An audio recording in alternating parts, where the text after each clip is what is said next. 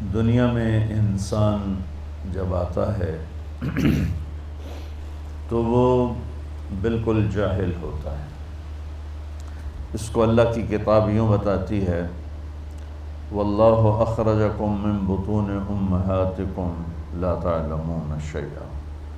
اللہ نے تمہیں ماں کے پیٹ سے نکالا، تم کچھ بھی نہیں جانتے تھے۔ یہ جو آج آپ مختلف ڈگریوں کے ساتھ بیٹھے ہیں یا مختلف نسبتوں کے ساتھ بیٹھے ہیں، ان میں سے کوئی ایک نسبت ہمارے ساتھ نہیں تھی۔ لا تعلمون شیئا، تم کچھ نہیں جانتے تھے، یہ نسبت تھی ہمارے ساتھ۔ اچھا، ہم نے زور لگا کے کچھ پڑھا بھی لیا تو اللہ اس کا بھی تھوڑا آپریشن کر کے فرماتا ہے، وَمَا أُوتِيتُم مِّنَ الْعِلْمِ إِلَّا قَلِيلًا۔ پھر جو کچھ تمہیں دیا گیا، جو کچھ تم نے لیا نہیں فرمایا، دیا گیا، کیونکہ علم دینے والا صرف اللہ ہے، کتابوں سے علم نہیں آتا ہے، وہ تو ایک ذریعہ ہے۔ علم علیم اللہ کی ذات ہے، علیم اللہ کی ذات، ہادی اللہ کی ذات ہے۔ اور اللہ پہلی وحی میں کہتا ہے علم الانسان ما لم یعلم، کہ سکھانے والا، بتانے والا صرف اللہ ہے۔ اور اس کو اس نے چھپا دیا تعلیم و تعلم میں، سیکھنے سکھانے میں، پڑھنے پڑھانے میں۔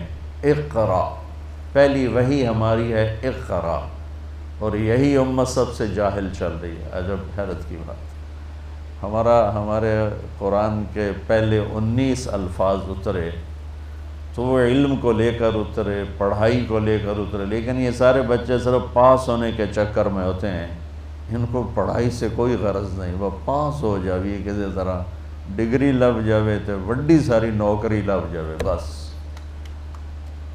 یہ کوئی تالیاں بجانے کی چیز ہے؟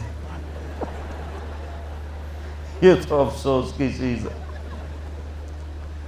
ابھی اگر اعلان ہو جائے کہ آپ کی یونیورسٹی کا کیا نام ہے، بہاریہ یونیورسٹی کی جو ڈگری ہے وہ ویلڈ نہیں ہے، تکا لیتے صرف کام بولن کے بندہ کوئی نہیں ہوگا، صرف شفیق صاحب بیٹھے ہوں گے تسبیح پکڑ کے اللہ اللہ کرتے، باقی سب غائب ہوں گے۔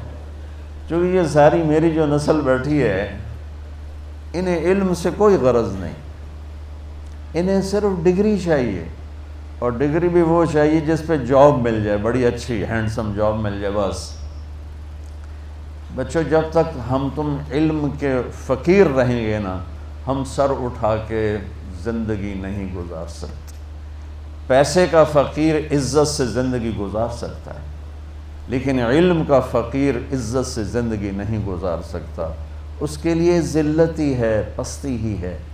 جب تک تم بڑی ڈگریوں کے لیے باہر کی دنیا میں جا رہے ہو، تم فقیر ہو، تمہارے پروفیسر بھی فقیر ہیں۔